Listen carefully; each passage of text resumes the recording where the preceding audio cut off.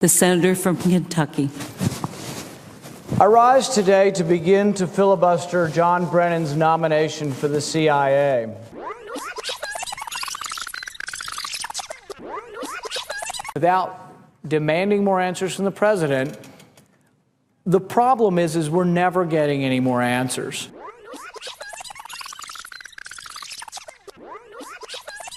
Constitutional rights, which had previously brought a challenge in federal court to the legality of the authorization to target al-Awlaki in Yemen, released the following statement.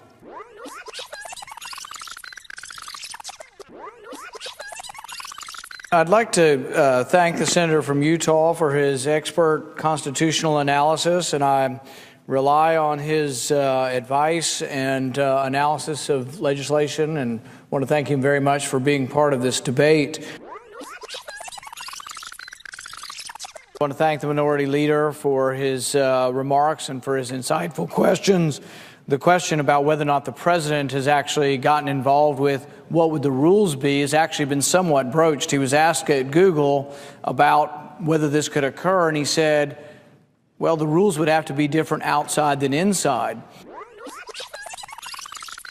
I just hope that this won't be swept under the rug, and that this isn't the end of this, but that this is the beginning of this.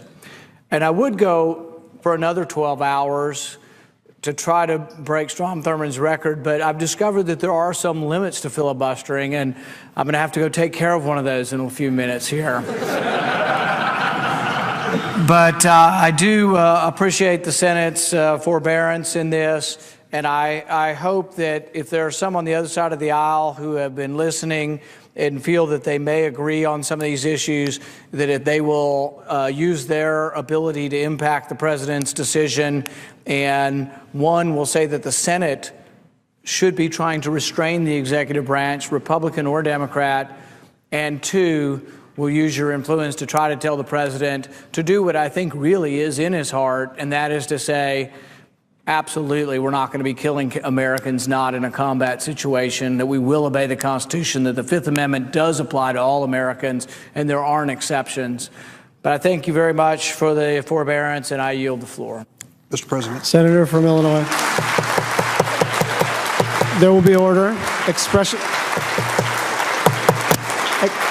There will be order. Expressions of approval or disapproval are not permitted in the Senate. I thank him for his spirited defense of his position today and 12 hours, and I want to excuse him from the floor whenever he wishes.